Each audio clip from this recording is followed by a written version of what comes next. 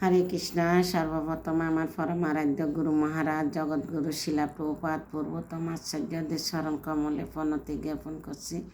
তার সঙ্গে সমস্ত ভক্তবৃন্দ চরণ কমলে জানাই বৈষ্ণবীয় প্রণাম। বাঞ্ছাকল্পতরু বৈশ্য কৃপা সিন্ধু ভয়বচ পতিতানাং পাবনভ্য বৈষ্ণব নমো নমঃ। হরে কৃষ্ণ। আজকে আমি নাম আচার্য শ্রী হরিদাস ঠাকুরের গুণমহিমা এবং নির্জন লীলা বলার চেষ্টা করছি। হরিদাস ঠাকুর পূর্বজন্মে কে ছিলেন, জন্ম কোথায় হয়েছিল, যৌবনগড়ে কেন জন্ম হয়েছিল, ছোটোবেলা নাম কি রাখা হয়েছে, কে লালন পালন করছে, এবং 22 বাজারে কেন ফিটে হয়েছিল। 22টি বাজারে চৈতন্য মহাপ্রভু ভগবদ্ধাম থেকে সুদর্শন চক্র নিয়ে আসো, কেন মারতে পারল না। তো তারপরে লীলাটা খার গৃহে চৈতন্য মহাপ্রভু দেখাইছিল।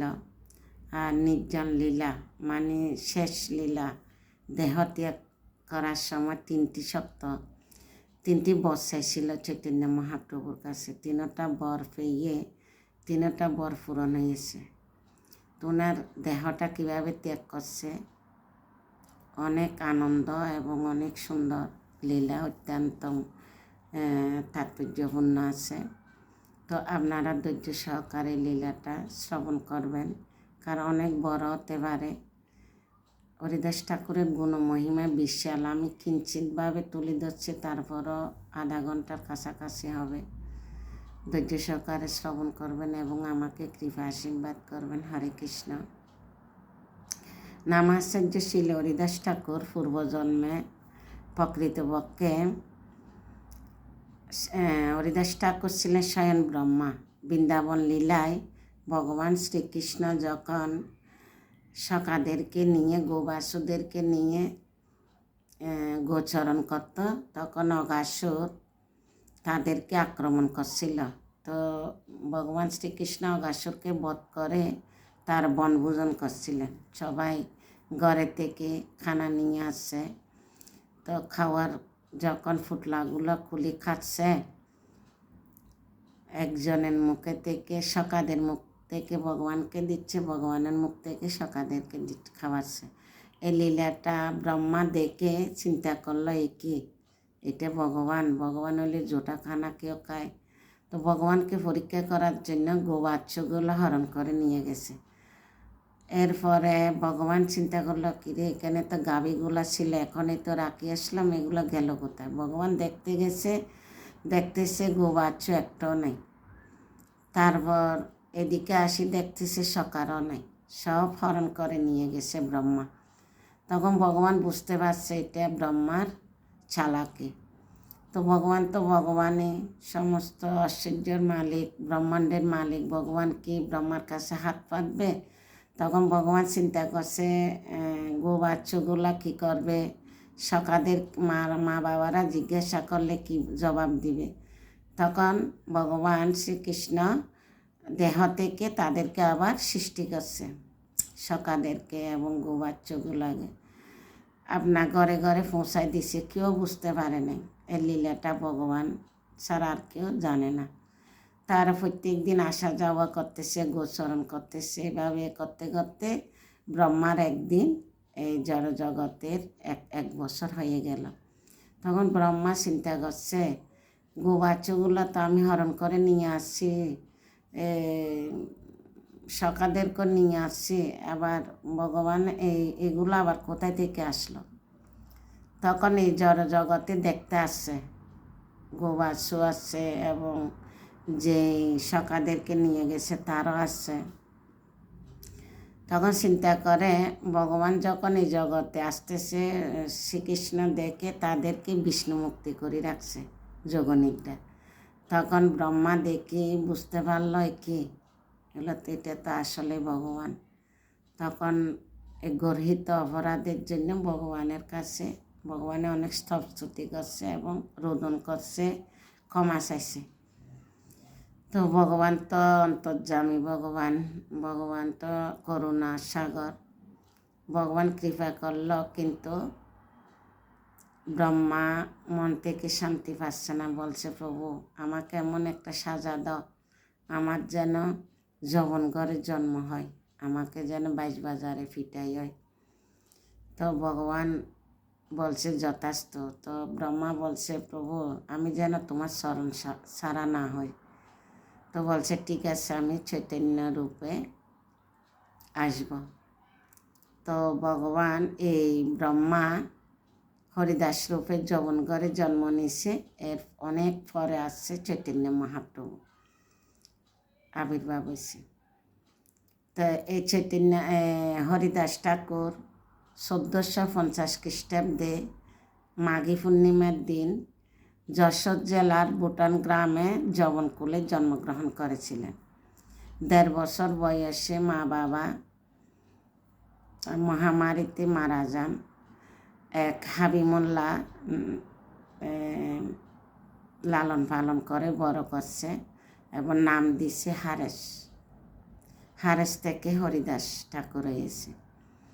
তো লালন পালন করে যখন বড় হয়েছে খেলার চলে সবার সাথে খেলতো এবং রামায়ণ মহাভারত যেখানে হতো ওখানে শুনতো, শোনাটা বেশি পছন্দ করতো। তার একদিন খেলার চলে কীর্তনে পৌঁছে গেছে। কীর্তনীয় বলছে জাতি দিয়ে কী হয়, আসল হচ্ছে ভক্তি।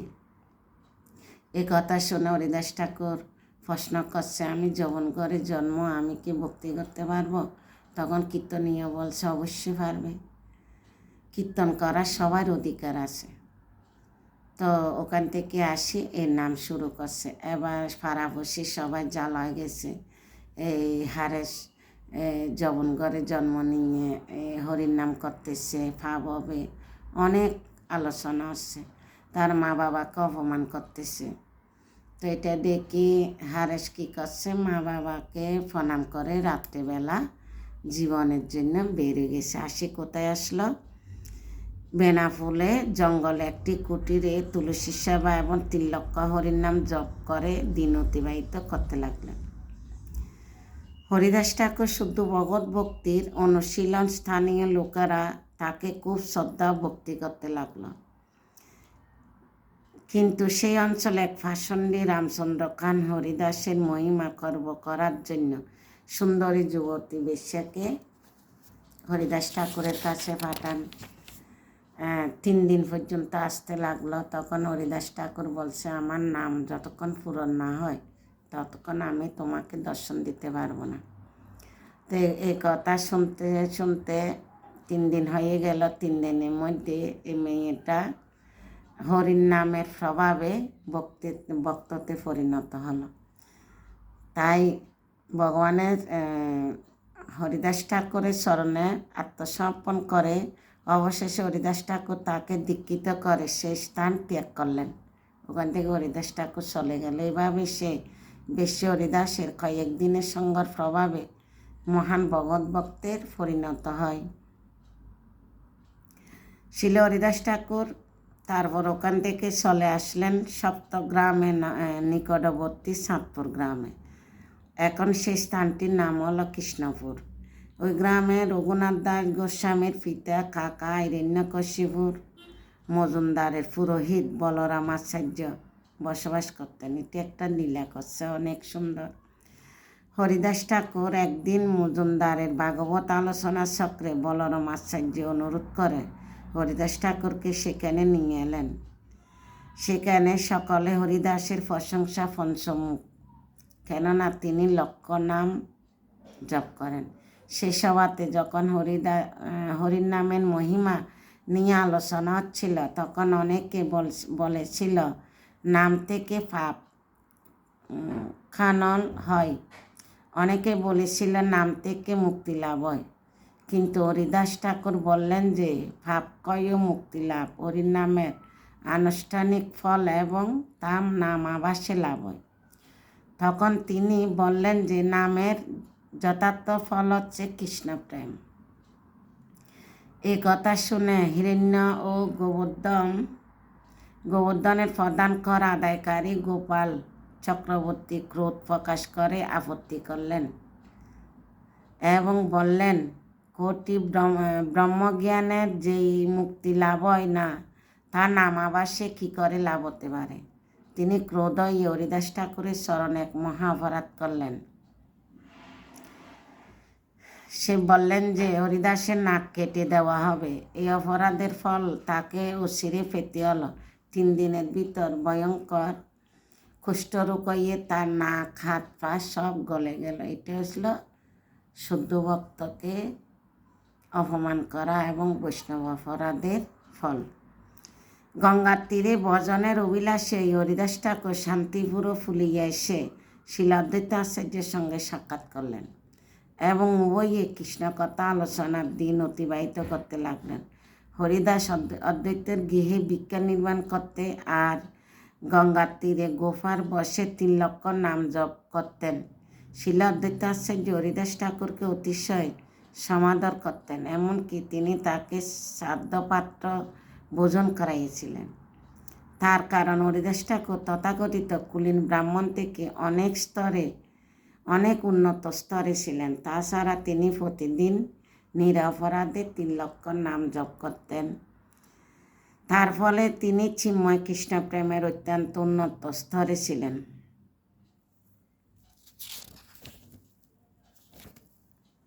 একদিন হরিদাস ঠাকুর গুফার মধ্যে বসে উচ্চস্বরে সংকীর্তন করছিলেন। সেই রাত্রিটির জ্যোৎস্নার আলোতে উদ্ভাসিত হলো। সে হঠাৎ করে দেখতে পেল এক রূপবতী নারী এসে তুলসী দেবীকে পরিক্রমা করলেন। এতে আসছে মা তুলসী দেবী পরীক্ষা করার জন্য, কারণ মাইয়া সবাইকে আকর্ষণ করছে, কিন্তু হরিদাস ঠাকুরকে কেউ আকর্ষণ করতে পারে নাই। হরিদাস ঠাকুর ফুলিয়া গ্রামে গঙ্গার তটে গুফার মধ্যে বসে প্রতিদিন 3 লক্ষ নাম জপ করতেন। হরিদাস ঠাকুরের যশ কীর্তি শ্রবণ করে সে অঞ্চলে ফাসন্ডি কাজী মুলুকের অধিপতি নিকট হরিদাসের মহিমা গর্ব করার জন্য তার বিরুদ্ধে নালিশ করল এবং বলল যে হরিদাস যখন যৌবন হয়ে নাম সংকীর্তন আদি করে ইন্দুর আচরণ করছে এবং তার ফলে যৌবনরা বিপদগামী হবে। তখন হরিদাস ভয়ঙ্কর শাস্তি দেওয়া দরকার। যৌবনপতি হরিদাসকে নাম সংকীর্তন পরিত্যাগ করে যৌবনের ধর্ম আচরণের জন্য নির্দেশ দিল এবং আরও বলল যে সে যদি তা না করে তাহলে তাকে কঠোর শাস্তি পেতে হবে। হরিদাস ঠাকুর যৌবন অধিপতিকে বুঝাতে চেষ্টা করলেন যে সকল ঈশ্বর একজন, শুধু বিভিন্ন লোকের ভগবানকে বিভিন্ন নামে ডাকে। ভগবানের নামে গুণকীর্তন করা সকল ধর্মশাস্ত্রের একমাত্র বিধান। হরিদাস শাস্ত্রযুক্তি পূর্ণকথা শ্রবণ করে সকল যৌবনগণ অতিশয় সন্তুষ্ট হল, কিন্তু একমাত্র শয়তান কাজী মুলুকপতিকে পরচিত করে বলল যে হরিদাসকে কঠিন শাস্তি দেওয়া হোক, যাতে অন্য কোনো যৌবন হরিদাসের এই পন্থা গ্রহণ করতে সাহস না পায়। মূলকের অধিপতি হরিদাসকে হরির নাম পরিত্যাগ করে যৌবন ধর্ম আচরণ করার জন্য পুনরায় অনুরোধ করল, কিন্তু হরিদাস ঠাকুর বললেন, খণ্ড খণ্ড দেহ যায় যদি প্রাণ, খণ্ড খণ্ড হয় দেহ যায় যদি প্রাণ, তবু আমি বদনে না সারিব হরির নাম। হরিদাসের এই ধরনের কথা শুনে মূলকপতি কাজীর মতামত জানতে চাইল যে এখন হরিদাসকে কি করা উচিত। তখন ক্রোধে ফাঁপি কাজী বলল, হরিদাসকে 22 বাজারে ফিটিয়ে মারা হোক। তো 22টি বাজারে মারে ফিটাই করছে, এত মারা মারছে, কিন্তু হরিদাস ঠাকুর কোনো ক্লান্ত বোধ করে নেই। সব ফিটাই চৈতন্য মহাপ্রভু ভগবদ্ধাম থেকে সুদর্শন চক্র নিয়ে আসছে, কিন্তু হরিদাস ঠাকুর হাত জোর করে প্রার্থনা করতেছে, প্রভু এদেরকে ক্ষমা করে দাও। তার কারণে ভগবান কিছু করতে পারেনি, ওই লীলাটা দেখাবে। এভাবে 22 বাজারের নির্মলভাবে ফিটিয়ে মারা সত্ত্বেও হরিদাস দেহ ত্যাগ করলেন না। উপরত্ব তিনি কৃষ্ণ নাম আনন্দের নিমগ্ন হয়ে থাকলেন। তা দেখে যখন পাইকরা বুঝতে পারল যে এই হরিদাস একজন সাধারণ মানুষ নন, নিশ্চয় তিনি একজন অসাধারণ পুরুষ বা পীর হবেন, তখন যৌবনরা প্রমাদ গুণল কেননা এত চেষ্টা করে। যখন হরিদাসকে মারা গেল না, তখন মুকুল অধিপতি অবশ্যই তাদেরকে সংহার করবে। তখন তারা বলল, হরিদাস তুমি কিছু করো। তখন হরিদাস শ্বাস বন্ধ করে রাখছে, তখন ঘোষণা করলো মারা গেছে। তখন এই খাজি কী করছে, হরিদাসের শরীর ভগবান বিশ্বম্বর বার গ্রহণ করেছিলেন। তিনি ধ্যানানন্দে নিমগ্ন ছিলেন এবং এইসব কিছু তার খেয়াল ছিল না। তিনি গঙ্গা বাঁচতে তখন খাজি কী করছে, খবর না দিয়ে গঙ্গাতে বাসায় দিছে। গঙ্গাতে বাঁচতে তীরে এসে হাজির হলেন এবং বাহ্যদশা লাভ করে তিনি ফুলিয়ে গ্রামে এলেন। যমুনারা এখন বুঝতে পারল যে হরিদাস সত্যি একজন কৃত্রিম পীর। সবাই তার প্রশংসা পঞ্চমুখ এবং সকলে তার চরণে লুটিয়ে পরে ক্ষমা ভিক্ষা চাইল।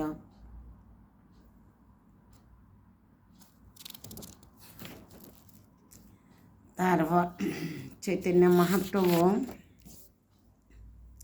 এদিকে নবদ্বীপে অন্তর্গত শ্রীধাম মায়াপুরে শিল অদ্বৈত আচার্য ওঙ্কার শিল হরিদাস ঠাকুরের উচ্চারণ সংকীর্তনে ভগবান শ্রী চৈতন্য মহাপ্রভু অবতীর্ণ হয়ে বিদ্যার লীলাবিলাস সমাপ্ত করে তার পার্শ্বদের কাছে নিজের ভগবত্ব স্বরূপ প্রকটিত করছেন। এখন শিবাস ঠাকুরের গৃহ হচ্ছে মহাপ্রভু সংকীর্তনের কেন্দ্রস্থল। এখানে লীলাটা বলবে। একদিন মহাপ্রভু শিবাস গৃহে 7 প্রহরী অর্থাৎ 21 ঘণ্টা ধরে মহাপ্রকাশ লীলা প্রকট করলেন। সেদিন তিনি বিষ্ণু কটরায় উপবেশন করে সকল পার্শ্বদ ভক্তকে তার আশ্চর্য রূপ দর্শন দান দিয়ে তাদেরকে পূর্বে স্মৃতি মনে উদয় করেছিলেন। তখন হরিদাসের প্রতি সদয় হয়ে মহাপ্রভু তার আশ্চর্য রূপ দেখালেন এবং বলতে লাগলেন যে যখন যৌবনেরা তাকে উৎপীড়ন করেছিলেন তখন তিনি সুদর্শন চক্রসহ বৈকুণ্ঠ থেকে নেমে এসেছিলেন সকলের শির ছেদন করার জন্য, কিন্তু হরিদাস তাদের মঙ্গল কামনা দরুন তিনি তাদেরকে কিছু করতে পারেনি। ভগবান আসছিল কিন্তু ভক্তের দৈন্যতা দেখে আর ভগবান কিছু করতে পারেন। ওই লীলাটা এখন শিবাসাঙ্গনে দেখাচ্ছে। তাই তিনি নিজের পিঠে যে সমস্ত বেদাঘাত গ্রহণ করেছিলেন এটা সবাইকে দেখাচ্ছে।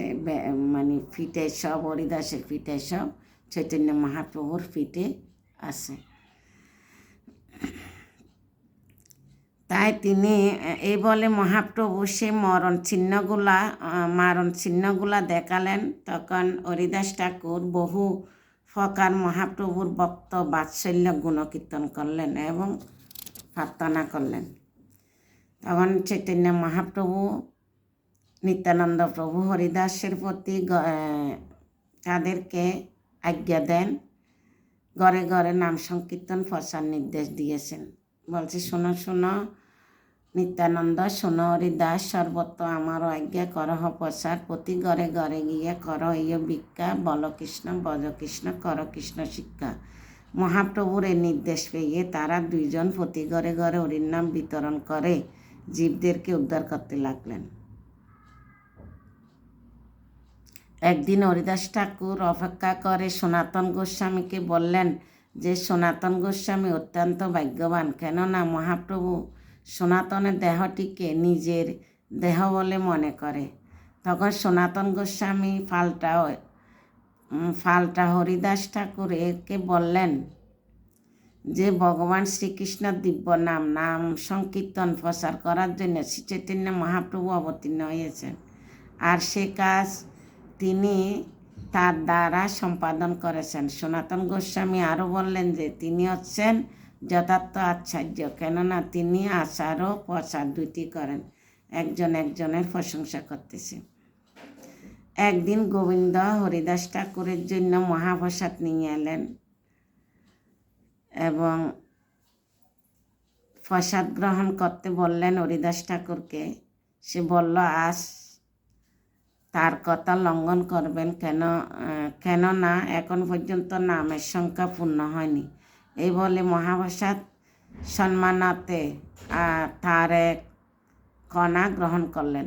আর একদিন মহাপ্রভু হরিদাসের নিকট এসে তার কৌশল সংবাদ জিজ্ঞাসা করলেন। হরিদাস বললেন যে তার শরীর ভালো থাকলেও তার মন ভালো না, কেন কি নাম সংখ্যা পূর্ণ হয়নি। তখন মহাপ্রভু হরিদাস ঠাকুরকে বললেন যে এখন বৃদ্ধ হয়েছ, তা ছাড়ো, তার দেহটি সিদ্ধ, অতএব কষ্ট করে এত বেশি সংখ্যা নাম করার দরকার নেই।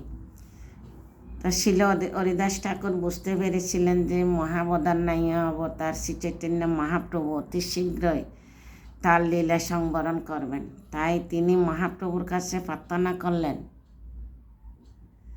তিনি যেন তার আগে দেহত্যাগ করতে পারেন। তার প্রার্থনায় তিনি যেন দেহত্যাগের সময় তার পাদপদ্ম হৃদয়ে ধারণ করতে পারেন, চক্ষু দিয়ে যেন দিব্য রূপ দর্শন করতে পারেন, মুখ দিয়ে যেন হরির নাম জপ করতে পারেন। তবে মহাপ্রভু বললেন যে কৃষ্ণ অবশ্য হরিদাসের মনের বাঞ্ছা পূর্ণ করবে। শুধু শ্রী চৈতন্য মহাপ্রভু দুঃখ করে বলেছেন যে তার সমস্ত কিছু হরিদাসকে নিয়ে, অথচ সে আগে চলে যেতে চায়। পরের দিন শ্রী চৈতন্য মহাপ্রভু তার সমস্ত পার্শ্বদ ভক্তদের সঙ্গে নিয়ে হরিদাস ঠাকুরের কাছে এলেন এবং কুশল জিজ্ঞাসা করে পঞ্চমুখে ভক্তদের সম্মুখে হরিদাসের গুণমহিমা বর্ণনা করলেন। তখন ভক্তরা সকলে হরিদাসের প্রশংসা করতে লাগলেন। তারপর শ্রী চৈতন্য মহাপ্রভু হরিদাসকে তার সম্মুখে বসালেন। তখন হরিদাস আর বিলম্ব না করে সদৃশ্য নয়ন শ্রী চৈতন্য মহাপ্রভু পাদপদ্ম নিবন্ধ করেছেন। শ্রী চৈতন্য মহাপ্রভু পাদপদ্ম তিনি হৃদয়ে ধারণ করলেন এবং সমস্ত ভক্তদের পদরেণু মস্তকে গ্রহণ করে তিনি বারবার বলতে লাগলেন, শ্রী চৈতন্য মহাপ্রভু এবং শ্রী চৈতন্য মহাপ্রভুর মুখপদ্মের বাণী পান করে তার চোখ দিয়ে অনর্গল দ্বারায় অশ্রু ঝরতে লাগলো। তখন তারপর সিদ্ধপ্রাপ্ত যোগীদের মতো হরিদাস ঠাকুর এভাবে দেহত্যাগ করতে দেখে সকলে তখন বিষ্ণুদেবের নির্জনের কথা মনে পড়ল। দেহত্যাগ করলো কীভাবে? তার চৈতন্য মহাপ্রভু নির্জন মানে শেষ লীলাটা কীভাবে করছে এটা অনেক মহত্বপূর্ণ। শ্রী চৈতন্য মহাপ্রভু হরিদাস ঠাকুর দেহ কোলে নিয়ে উত্তরদণ্ড কীর্তন নৃত্য করতে লাগলেন। তখন সমস্ত ভক্তরা মহাপ্রভুর সাথে সাথে কীর্তন নৃত্য করতে লাগলেন। তারপর হরিদাস দেহটিকে সমুদ্রে নিয়ে গিয়ে স্নান করানো হলো। তখন মহাপ্রভু বললেন, আজ থেকে সমুদ্র মহাতীর্থে পরিণত হলো। তারপর সমস্ত ভক্তরা হরিদাসের পাদুক পান করলেন। অবশেষে মহাপ্রভু স্বহস্তে বালি দিয়ে হরিদাসের দেহ সমাধিস্থ করলেন। সমস্ত ভক্তগণ সহ মহাপ্রভু স্বয়ং সমাধির চতুর্দিকে পরিক্রমা করে কীর্তন ও নৃত্য করলেন। পরিশেষে জগন্নাথপুরীতে আসে, সবার কাছ থেকে ভিক্ষা করে তখন নির্জন উপলক্ষে এক বিরাট মহোৎসব আয়োজন করলেন সবাই থেকে ভিক্ষা করে। তখন প্রেমাবিষ্ট হয়ে শ্রী চৈতন্য মহাপ্রভু সমস্ত ভক্তদের একটি বর দান করলেন, যা শুনে সমস্ত ভক্তদের মনোকামনা পূরণ হবে। হরিদাসের বিজয় উৎসব যে কইল দর্শন, যে ইহা নৃত্য কইল সে কইল কীর্তন, যে তার বালুকাদিতে করিল গমন, তার মধ্যে মহোৎসব যে কইল ভোজন, অচিরে হইবে তার সবার কৃষ্ণ প্রাপ্তি। হরিদাস দর্শনয় এসে শক্তি। যে হরিদাসের গুণমহিমা নির্জন লীলা শ্রবণ করবেন, সবাই কৃষ্ণ প্রেম ভক্তি জাগ্রত হবে এবং চৈতন্য মহাপ্রভুরও কৃপা পাবে। হরে কৃষ্ণ। ভিডিওটা অনেক বড় হয়ে গেছে। সবার কাছে অনুরোধ রইল, কাজ করতে করতে হইলে শ্রবণ করে নেবেন, যাতে হরিদাস ঠাকুরের কৃপা পেলে আমরা নামে রুচি পাব। আমরা জপ করতে রুচি পাই না কেন? আমরা হরিদাস ঠাকুরের কৃপা পাই না। তো হরিদাস ঠাকুরের লীলা শ্রবণ করবেন এবং ভালো লাগলে লাইক এবং শেয়ার করবেন, যাতে অন্যরা শ্রবণ করতে পারে। হরে কৃষ্ণ। সবাইকে প্রণাম।